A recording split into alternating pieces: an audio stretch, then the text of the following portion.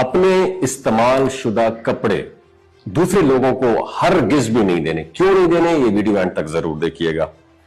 میں آپ کو ایک اہم بات سمجھانا چاہتا ہوں جسے اکثر لوگ معمولی سمجھ کے نظر انداز کر دیتے ہیں، لیکن دراصل یہ ہماری زندگی کی انرجی پر ڈائریکٹلی امپیکٹ پڑتا ہے. اس کا یاد رکھیے. ہم میں سے کئی لوگ یہ سوچتے ہیں کہ کسی سے کپڑے، جوتے یا زیور ادھار لے لینا اور پھر واپس دے دینا کوئی بڑی بات نہیں ہے، لیکن حقیقت یہ ہے کہ ہر چیز اپنی ایک خاص انرجی رکھتی ہے.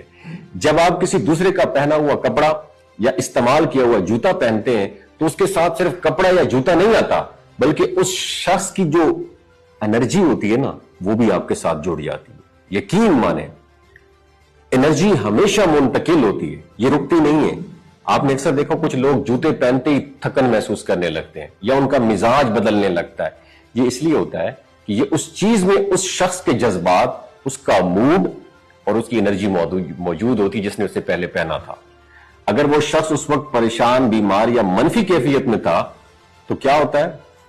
تو وہ سب وائبس، لہریں اس چیز کے ساتھ اٹیچ ہوتی ہیں، پھر وہ آپ تک بھی پہنچتی ہیں. اور یہی وجہ ہے کہ پرانے یا بار بار استعمال شدہ کپڑوں اور جوتوں کو شیئر کرنے سے اوائڈ کرنے کا کہا گیا. لیکن جہاں ایک اور اہم بات جسے ہم اکثر بھول جاتے ہیں، جتنا نقصان دوسروں کی پہنی ہوئی چیزیں خود استعمال کرنے سے ہوتا ہے، اتنا ہی نقصان اپنی چیزیں دوسروں کو دینے سے بھی ہوتا ہے. کیونکہ جب آپ اپنا لباس، اپنے جوتے یا زیور کسی اور کو دیتے ہیں نا، تو آپ کی اپنی انرجی اس چیز کے ساتھ، اس بندے کے ساتھ، اس بندے کے اندر بھی منتقل ہو جاتی ہے. یوں سمجھ لیجئے آپ اپنی توانائی کا ایک حصہ دوسروں کو گفٹ دے رہے ہوتے ہیں، چاہے آپ کا ارادہ کچھ بھی ہو. اگر وہ شخص اس وقت کسی نیگیٹو حالت میں ہے تو آپ کی انرجی وہاں ضائع ہو کر کمزور ہو سکتی ہے. اس لیے بہتر یہی اپنی چیزیں اپنے تک رہنے دیں.